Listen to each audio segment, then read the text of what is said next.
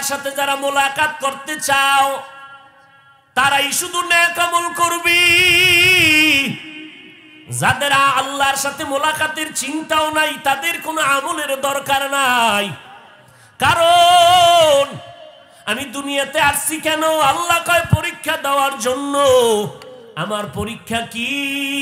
আমার পরীক্ষা দিয়ে পাশ করা লাগবে। পরীক্ষা হলো আমলের পরীক্ষা।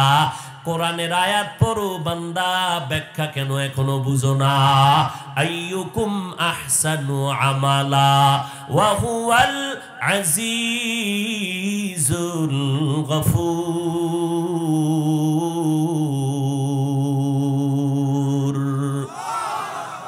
আমলের পরীক্ষা।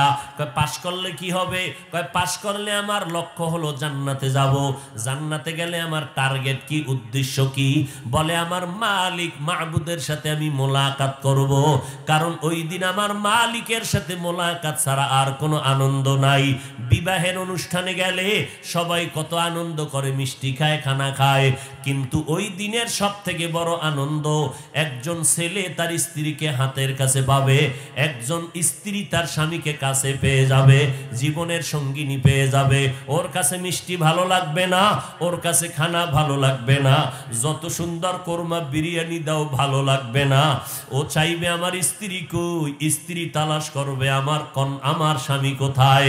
ঠিক এই জমিনের মধ্যে একদল আমার মালিকের আশিক, এই দুনিয়ার মানুষ ও দুনিয়াতে আমার মাওলার মোহাব্বতে যখন পাগল পারা হইয়া দৌড়ায়, ওই বান্দা হাসরের ময়দানেও পাগলের মতো দৌড়াইবে আর তালাশ করবে আমার মালিক। আমি দুনিয়াতে খানার জন্য পাগল ছিলাম না, আমি টাকার জন্য পাগল ছিলাম না, আমি ক্ষমতার চেয়ারে বসার জন্য পাগল ছিলাম না, আমি পাগল ছিলাম আমার মালিকের মোহাব্বতের জন্য। কোথায় গেলে মালিকের আওয়াজ পাওয়া যাবে সেখানেই দৌড়াইয়া যাইতাম। ওয়াজ মাহফিলে যখন মালিকের আওয়াজ পাইতাম দৌড় দিতাম, মসজিদে যখন আল্লাহর মোহাব্বতের আওয়াজ পাইতাম দৌড়াইয়া যাইতাম।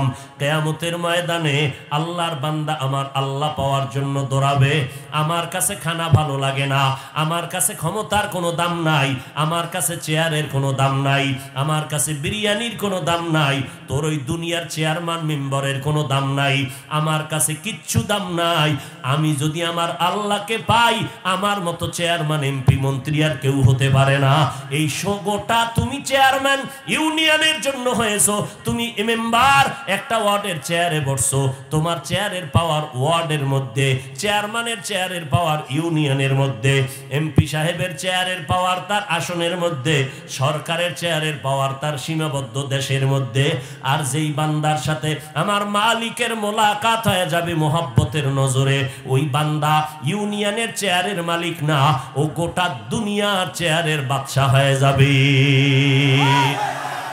আউলিয়ারা কারে উকবা ইখতিয়ার, জাহেলারা কারে দুনিয়া ইখতিয়ার। এই দুনিয়ার কোনো দাম নাই, কি কোনো দাম নাই। ও দুনিয়ার মানুষ, এই দুনিয়ায় সব পাইছি, বাড়ি গাড়ি টাকা পয়সা, কিন্তু আল্লাহকে এখনো পাই নাই। আমার এই বাড়ি ঘরের কোনো মূল্য নাই।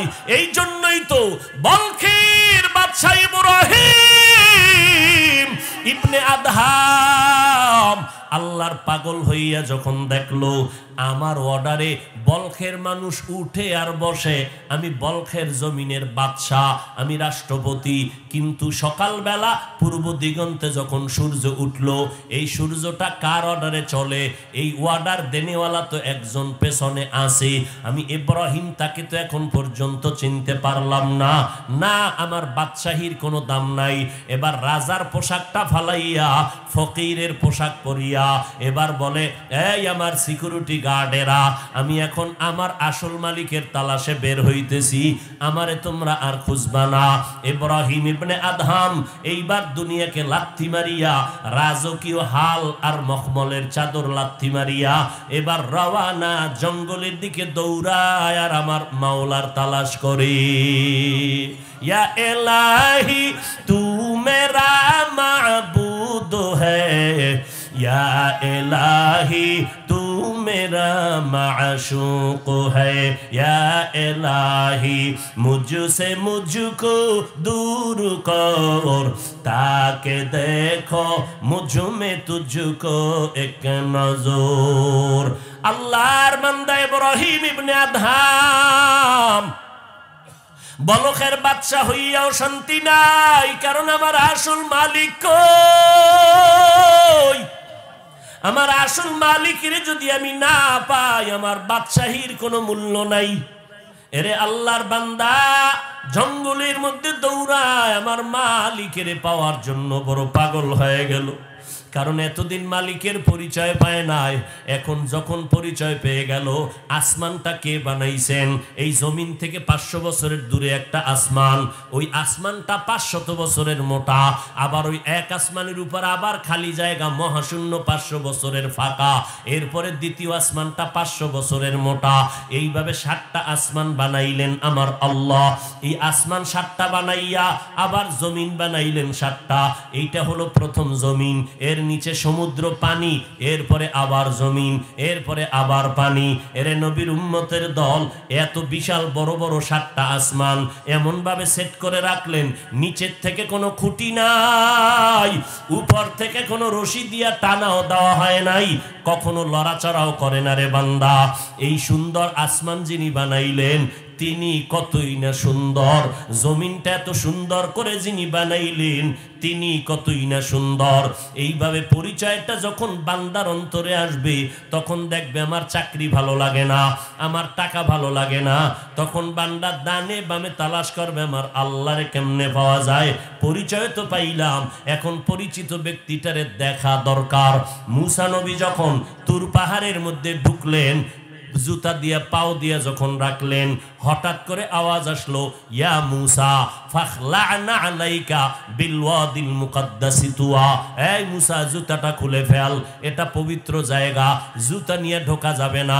মুসা নবী বলেন, কেউ যদি আওয়াজ দিত দুনিয়ায়, ডান দিক দিয়ে হাসতো বা বাম দিক থেকে, না হয় সামনের দিক না হয় পেছন দিক, কিন্তু জুতা খোলার আওয়াজটা এমন ভাবে পাইলাম মনে হয় চতুর্দিক থেকে আওয়াজটা আসলো। আমি জিজ্ঞাসা করলাম, জুতা খোলার আওয়াজটা কে দিলেন? হঠাৎ করে অদৃশ্যের থেকে আওয়াজ আসলো, আনা রব্বুক, আমি তোর রব। মুসা নবী এবার কথা বাড়াইতেছেন, প্রশ্ন করলেন, রব আপনি এখানে কেন? এইভাবে কথা বাড়তেছে, মোহাব্বত বাড়তেছে। মুসার প্রশ্ন, আল্লাহর থেকে জবাব। মুসা নবী প্রশ্ন করেন, আল্লাহ জবাব দেন। এইভাবে কথা বাড়তেছে, মোহাব্বত বাড়তেছে, কথা বাড়তেছে, মোহাব্বত বাড়তেছে। এক পর্যায়ে ডাক দিয়া কয়, রব্বি আরিনি, ও আল্লাহ এত মজার কথা শুনাইয়ার কত তুমি গোপনে থাকবা? মেহেরবানি করে পর্দার আড়াল দিয়ে একটু বের হইয়া আমারে দেখা দাও, আমার মনটা চায় তোমার একটা নজর তাকাইয়া কলিজা ভরে দেখবো, না হয় আমার কলিজা ঠান্ডা হবে না। তেরা আয়না আলো মে রঙ্গ বু হ্যায়, তেরা আয়না আলো মে রঙ্গ বু হ্যায়, जिधर देखता हो उधर तू ही तू है, जिधर देखता हो उधर तू ही तू है। আল্লাহকে দেখার জন্য পাগল। আজকে এত বয়ান, এরে নবীর উম্মতের দল, আমরা পাগল হয়ে যাই নাই, আমরা তোমাদের মতো মাথা নষ্ট করি নাই। এরে আল্লাহর বান্দা, এখনো তো মাকে মাই বলিয়া সম্মান করি, আব্বাকে আব্বার স্থানে রাখিয়া সম্মান করি, আমরা এখনো তো স্ত্রীকে স্ত্রীর মর্যাদায় মহব্বত করি, ওস্তাদের ওস্তাদের জায়গায় রাখিয়া মহব্বত করি। অতএব আমাদের মাথা নষ্ট হয় নাই। ও আল্লাহর বান্দারা, আমরা কোরআন পড়ার কারণে আমগো পঙ্গু জিন্দেগি হয় নাই, আমাদের মাথা নষ্ট হয় নাই, বরং কোরআন হাফেজ যারা, এরা হলো এই জমিনের মধ্যে শ্রেষ্ঠ বুদ্ধিজীবী। আজকে যারা হাফেজদের বিরুদ্ধে প্রপাগান্ডা ছড়ায়, এদেরকেও চিনে নাও, এরাও হলো ইসলামের ব্যানারওয়ালা ভণ্ড। এরে নবীর উম্মতির দান, আল্লাহর মুলাকাত যদি চাও নেক আমল করিও। আল্লাহর মুলাকাত অন্তরে জমা যদি করো, আমার মালিকের সাথে মুলাকাতের চিন্তা যদি হয়, বান্দা তুমি নেক আমলের জন্য রেডি হয়ে যাও। আমল করলে অনেকে মনে করে স্বাধীনতা নষ্ট হয়ে যাবে, কই আমরা যারা নবীর তরিকা মানিয়া চলি, দাড়ি রাখলাম, টুপি পরলাম, নামাজ পড়ি, পর্দা করি, হালাল খাই, এই যুবকেরা, কসবা এলাকার শিক্ষিত মুসলমানেরা, একটু বলো, তোমরা যারা দাড়ি কাটছো, নামাজ পড়ো না, চুলগুলো ইন্দুর আর বান্দরের মতো বেঈমানের পাচাটা গোলাম হইয়া রাখছো, নবীর তরিকায় চুল রাখা তোমার ভালো লাগে না, নবীর মোহাব্বতে নখগুলো কাটবা, সেখানে তোমার মজা লাগে না, নবীর মোহাব্বতে সুন্নতের পোশাকটা লাগাইবা, মজা লাগে না, বলো তোমরা নবীর আদর্শরে জবাই করিয়া আমাদের থেকে কি পরিমাণ শান্তিতে আর সম্মানে আছো? তুমি জবাব দিতে পারবা না। এবার আমার থেকে জবাব নাও। এই আল্লাহর বান্দা, মেজাজ গরম না করিয়া মাথা নত করে বিনয়ের সাথে শুনতে থাকো। আমিও তোমার বিনয়ের সাথে বলতেছি, হিংসার নজরে না রে বাবা। পাও দুইটা যদি আগাইয়া দাও, পায়ে হাত রেখে বলতে রাজি, আমার নবীর মোহাব্বতে কথাগুলো বলতেছি। ও নবীর উম্মতের দল, আজকে আমার নবীর তরিকা মানার কারণে আমরা নবীর তরিকা মানিয়া দেখতেছি তোমরাও 3 বেলা খাও, আমরা নবীর তরিকাওয়ালারাও তো 3 বেলা খাই। তোমরা যারা নবীর তরিকা মানো না, তোমরাও রাতে ঘুমাও। নবীর তরিকা যারা মানে তারাও রাতের বেলা ঘুমায়। যারা নবীর তরিকা মানে না, এরাও ব্যবসা করে। আর যারা নবীর তরিকা মানিয়া চলে, তারাও তো ব্যবসা করে। যারা নবীর তরিকা বাদ দিয়া চাকরি করে, আমার সমাজে বহু নবীর তরিকা ঠিক রাখিয়াও তো চাকরি করনেওয়ালা অভাব নাই।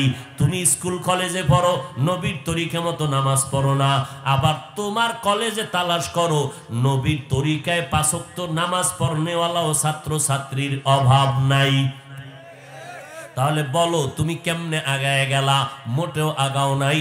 স্বাধীনতাও আমাদের কোনো নষ্ট হয় নাই। তুমি বিয়া শাদী করছো, নবীর তরিকাওয়ালারাও বিয়া শাদী করেছি। তুমি দেশ বিদেশ ভ্রমণ করো স্বাধীনভাবে, আমরা নবীর তরিকাওয়ালারাও নবীর তরিকা ঠিক রাখিয়াও তো দেশ বিদেশ ভ্রমণ করি। আমাদেরকে তো এক চুল পেছনে ফালাইতে পারো নাই। বরং এমপি সাহেব দেখলে সালাম দেয়, দোয়া চায়। মন্ত্রী দেখলে কয় সালাম দোয়া করবেন। চেয়ারম্যান সাহেব দেখলে বলে হুজুর দোয়া চাই, সালাম রইল। তাহলে সম্মান কোনো দিক থেকে কমে নাই। আজকে তোমার মতো চিন্তা যদি করিয়া আমি Hafizur Rahman pant shirt tie লাগাইয়া দাড়িটা কামাইয়া আজকে রাস্তায় মাস্তানি করতাম, কেউ আমারে বাধা দিত না। টুপিটা মাথায় দিলে মাথা গরম লাগে, এটাও কম বুঝি না, এরপরও কেন টুপি ফালাই না? দাড়িটা লম্বা করার কারণে যৌবনের ভাব চলে যায়, এরপরও কেন দাড়ি ফালাই না?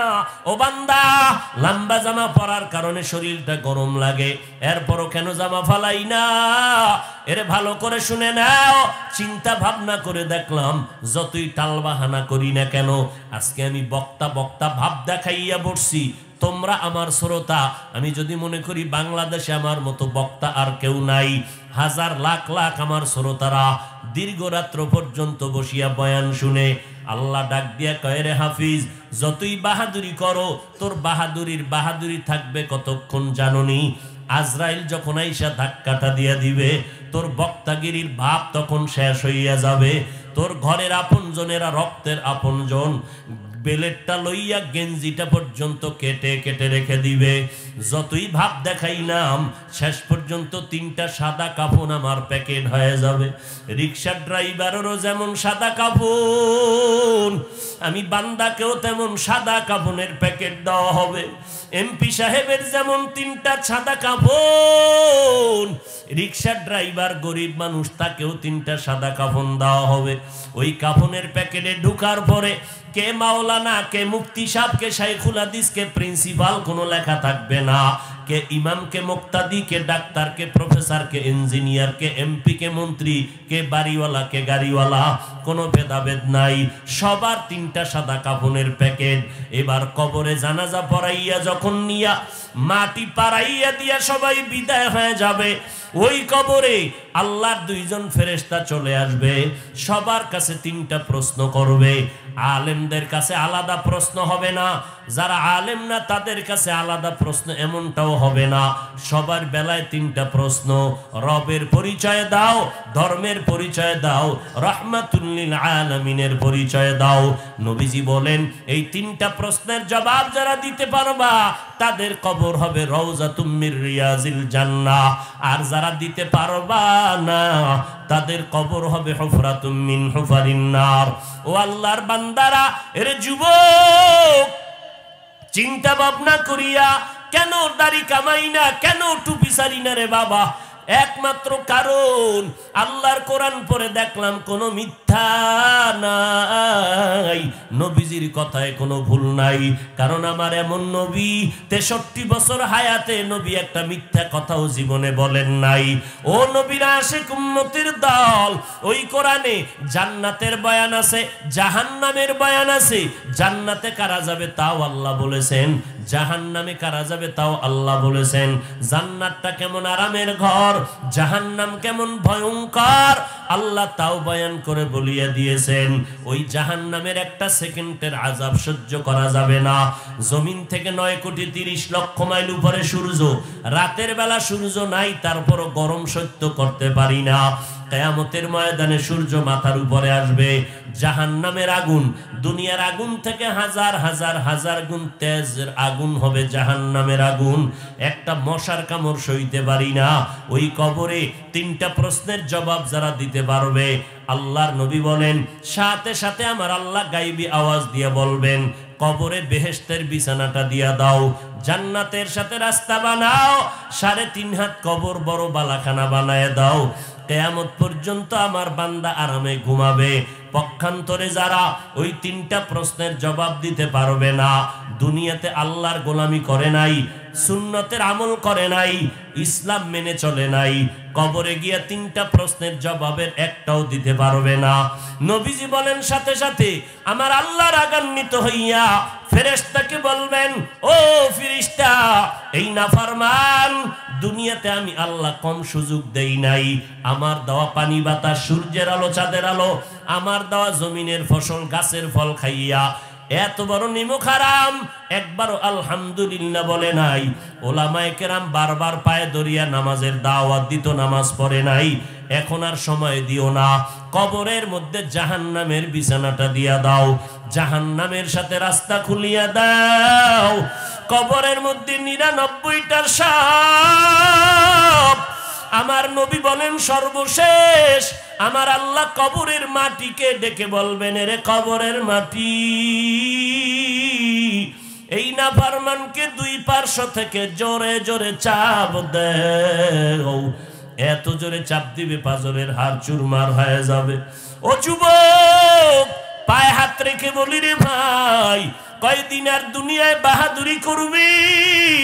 এই যে কয়দিন আগে তুফান গেল, চিত্রাং নামের তুফান, যুবক ছেলে বিদেশ থেকে টাকার পাহাড় নিয়ে বিল্ডিং করলো, 2 দিন পরে বিল্ডিং এ ঢুকবে, আল্লাহর বান্দা কমপ্লিট করে ফেললো, এমার্জেন্সি মিস্ত্রিরা কাজ করলো, রাতের বেলা আরামে অন্য পাশে টিনের ঘরে ঘুমায় গেল একটা খাটের উপরে। আল্লাহর বান্দা এক পাশে, স্ত্রী তার পাশে, একটা কন্যা সন্তান, 3 জন ঘুমায় গেল। ওই চিত্রাঙ্গের তুফানে বড় একটা গাছ শিকড় শুদ্ধ উপরাইয়া ডাইরেক্ট ঘরের উপরে পড়ে গেল।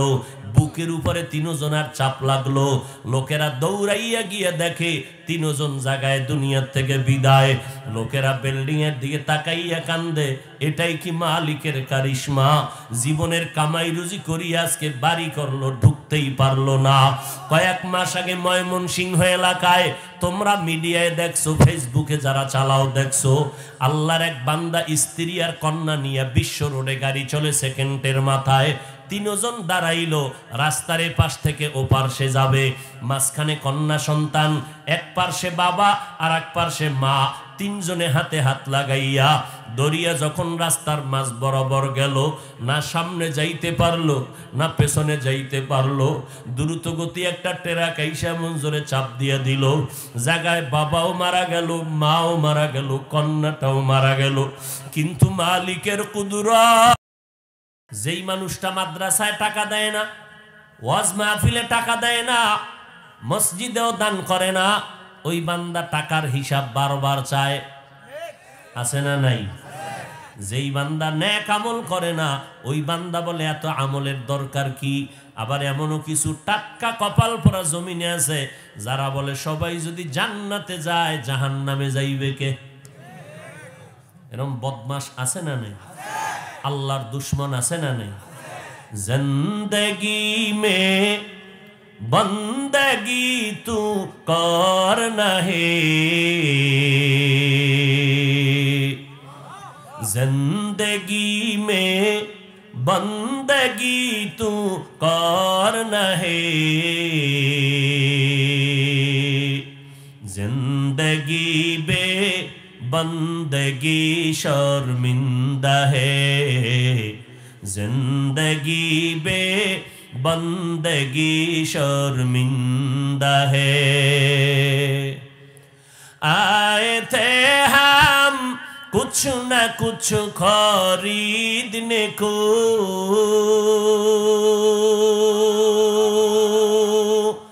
जैसे हो रोशन मेरे कल्बो रूहो। आए थे हम कुछ न कुछ खरीदने को, जैसे हो रोशन मेरे कल्बो रूहो। वरना कोई चारा दो जहां में नहीं, वरना कोई चारा दो जहां में नहीं। जिंदगी में बंदगी तो कर न है, जिंदगी में बंदगी तो कर न है, जिंदगी बे बंदगी शर्मिंदा है, जिंदगी बे बंदगी शर्मिंदा है। खराब लगे? बंदगी कुन बंदगी कुन बंदगी बंदगी बे जिंदगी शर्मिंदगी। একটুখানি নেকের তরে রোজ হাসরের মাঠেতে বাবা ঘুরবে ছেলের পিছে, ছেলে বাবার আগেতে। আহাতে মন কঠিন দিনেতে আল্লাহ তোমায় ছাড়বে না, ঠিক মতো পড়িলে নামাজ জান্নাত তোমার ঠিকানা। ঘুমের চেয়ে নামাজ ভালো আর তুমি ঘুমাইও না, ঠিক মতো পড়িলে নামাজ জান্নাত তোমার ঠিকানা। ও বান্দা আমলের জন্য আগাও। আমল কারা করবা? আল্লাহ বলছেন আমিও সেইটাই বলে যাই, আমল শুধু তারা করবে যারা চায় আমার আল্লাহকে মোলাকাতের জন্য দেখবে।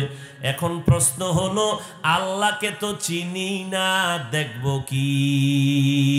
একজনের না চিনলে দেখার তো কোনো আশাই অন্তরে আসে না, কথা ঠিক নি?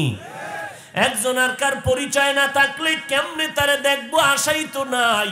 পরিচয়টা পাওয়ার জন্য যদি পরিচয় লাভ হয় তখন তারে দেখার জন্য পাগল। এরে নবীর উম্মতের দল, বিয়া করবা মাত্র একটা কন্যা, দেখছো তুমি 13টা, দেখা তুমি একটা কন্যাকেই নির্দিষ্ট করলা, একটা কন্যার পরিচয় নিলা। এর বাড়ি ভালো, বাপ ভালো, মা ভালো, তার লেখাপড়া ভালো, তার চরিত্র ভালো, সব পরিচয়টা যখন স্পষ্ট হয়ে গেল 12 জনের লিস্টি তুমি কেটে দিলা, একজনকে তোমার অন্তরে জায়গা দিলা। পরায়জন মোহাব্বতের ধাক্কা দিয়া তুমি আংটি পরাইয়া বিবাহের বন্ধনে আবদ্ধ করে দিলা। বলছো মাত্র কবুল, কবুল করিয়া যখন ঘরে নিলা, এখন স্ত্রীর মনটাকে খুশি করার জন্য তোমার কাছে টাকা নাই, ধার করিয়া পর্যন্ত তুমি এইবার স্ত্রীর মন রক্ষা করো। কারণটা কি? ওই ব্যক্তিকে তুমি চিনছো, সে তোমার জীবনের অর্ধাঙ্গিনী, তোমার একজন আপন মানুষ। এই জমিনে স্ত্রীর মতো আপন তোমার কেউ নাই। এই চিন্তা যখন তোমার মধ্যে আসলো, স্ত্রী তোমার জন্য কান্না করে, তোমার জন্য কষ্ট করে রান্না করে, সন্তানটা পেটে ধারণ করে, রাত্র নাই ঘুম নাই এত কষ্ট করে, আগুনের কিনারায় রাত দিন কাটায়, রান্না করে, চেহারাটা ঝলসে যায়, আবার সন্তানগুলো লালন পালন করে, এত কিছু একটা স্বামীর মন জোগানোর জন্য স্ত্রী করার পরে তোমার মনটা এখন দাবিত হয়ে গেল, এই স্ত্রী আমার একজন আপন, একে নিয়ে আমার জীবনটা কাটায় দিব। এর বিরুদ্ধে কেউ কথা বললে সহ্য করা হবে না। এই জমিনের মধ্যে যেই মানুষের অন্তরে আল্লাহর পরিচয় লাভ হবে, ওই বান্দা আল্লাহর মোহাব্বতের নজরে পড়িয়া এই পরিমাণ পাগল পারা হয়ে যাবে, যেখানে দেখবে আসলে আমার আল্লাহ ছাড়া আপন কেউ নাই। আমার আল্লাহ আমার খানার আয়োজন করলেন, আমার জন্য পানির আয়োজন করলেন, আমার জন্য বিদ্যুতের আয়োজন করলেন, সূর্যের আলোর মাধ্যমে, চাঁদের আলোর মাধ্যমে আমার আলোর ব্যবস্থা করে দিলেন, আমার আল্লাহ খানার আয়োজন করে দিলেন। ওই আল্লাহর মতো আমার আপন কেউ নাই। এমন সুন্দর মাইকে কথা বলতেছি, ব্যাটারির চার্জ চলে যাবে, ফ্যানের বাতাস লাগায় ঠান্ডা করে, বেশিক্ষণ যদি মাইক চলে হঠাৎ মেশিনটা গরম হয়ে আগুন লাগবে, বিদ্যুতের বাতি জ্বলে চার্জ দেওয়া লাগবে, চার্জ যাবে, বিল দেওয়া লাগবে।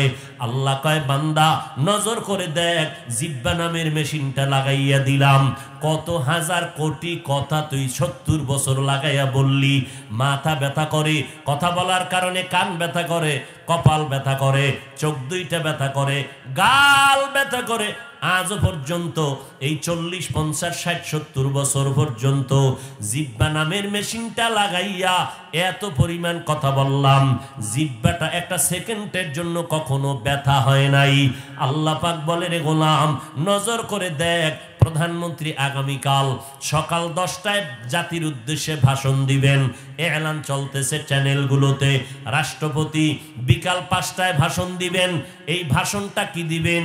মুখস্থ কোনো ভাষণ না, কমিটি টিম গঠন করে দিল, আমার বক্তব্যটা তোমরা মিলিয়ে সুন্দর করে লিখে দাও, কারণ আমি একজন প্রধানমন্ত্রী, আমি একজন রাষ্ট্রপতি, আমার 5 মিনিটের বক্তব্যের মধ্যে যদি একটা শব্দ ভুল হয়, আকারে কারে ভুল হইয়া যায়, গোটা দুনিয়ার মানুষ আমারে থুতু নিক্ষেপ করবে, দুনিয়ার মানুষ আমার সমালোচনা করবে।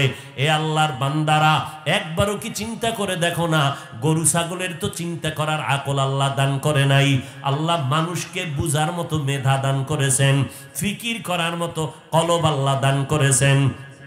আল্লাহ পাক বলেন, তাকায় দেখ, এ দুনিয়ার মানুষ, দুনিয়ার রাষ্ট্রপতি ভাষণ দিবে, এটারে লেখা দিল 13 জনে, কয়েকবার দেখলো, কম্পিউটার করলো, একবার লেখার পরে বলে এই শব্দটা ভুল, আবার এটাকে তুমি প্রিন্ট করে আনো, সংশোধন করো, এইভাবে 10 বার 12 বার এটাকে কমপ্লিট করিয়া প্রধানমন্ত্রী বা রাষ্ট্রপতির হাতে দিল, তিনি আবার 10-12 বার এটাকে রিহার্সাল দিল, পড়লো, আমার বক্তব্য দেওয়ার সময় যেন কোনো ভুল না হয়।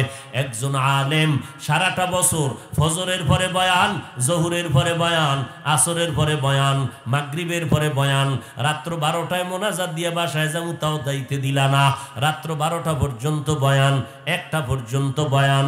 এই বয়ানগুলো একদিন 2 দিন না, 12টা মাস লাগাতার চলতেছে। আবার কিছু কিছু বক্তারা সামনে ডায়েরি নিয়া আয়াতগুলো দেখে দেখে তরজমা কয়া মুফাসসিরের নাম দিয়া বাড়ি যায়। আবার কেউ সামনে ল্যাপটপ নিয়া দেখে দেখে বিষয় ভিত্তিক আয়াত হাদিস পইরা বয়ান করে চলে যায়। আমরা তো ওই হাদিসও আমরা তো ল্যাপটপ নেওয়ার অভ্যাস নাই, ডায়েরি দেখার অভ্যাস নাই। ও আল্লাহ, মরণ পর্যন্ত অভ্যাস যেন না হয়। বলবেন হাফিজ ভাই কেন? 1000 বার বুঝাইতে আমি সক্ষম হব কিনা জানি না, কারণ বুঝার মতো মেধা থাকতে হবে। বান্দা আল্লাহর মোহাব্বতের বয়ান যেটা কলব থেকে বের হবে, আর একটা দেখা দেখা বয়ান, এই দুইটার মধ্যে ব্যবধান হলো দেখিয়া দেখিয়া বয়ান করতে পারবা, আকাশচুম্বী সুন্দর আলোচনা হবে চটকদার, কিন্তু কসম আল্লাহর রুহানিয়ত থাকবে না। রুহানিয়াত যারা বুঝেই না তাদেরকে কেমনে বুঝাবো? এরা তো বলবে আমরা পাগল হয়ে গেছি। এরে নবীর উম্মতের দল, এইভাবে 1 ঘন্টা 2 ঘন্টা মাথাটা কি পরিমাণ গরম, একজনে বক্তব্য দিতে গিয়া মাথা গরম হয়ে যায়, মাথায় পানি দাও, এত কথা বলছি, বুকটা শক্ত হয়ে গেছে, বুকটা ব্যথা করতেছে, 12টা মাস এত চিল্লাইতেছি, এত হাজার হাজার কোটি কোটি কথা বলতেছি 12টা মাস, এর মধ্যে 2 ঘন্টায় 500 কথা বললাম, একটা কথা ভুল হতেই পারে, কিন্তু তুমি 499টা কথার স্লোগান দিয়া সংশোধন আর মোহাব্বতের নজরে ধন্যবাদ না দিয়া একটা কথা যদি ভুল হইয়াই যায়, এই কথাটারে কাট করিয়া মানুষরূপী কিছু শয়তানেরা, আল্লাহর দুশ্মন, নবীর দুশ্মন, ওলামায়ে কেরামের দুশ্মনেরা এই একটা কথা কাট করিয়া কিছু কিছু মানুষ, দুষ্কৃতী মানুষ, অন্তর খারাপ বলা মানুষরা ওলামায়ে কেরামের ইজ্জত মাটির সাথে মিশাবার ষড়যন্ত্রে লিপ্ত আছে না নাই? আল্লাহ হেদায়াত দান করুন। আর জোরে বলেন।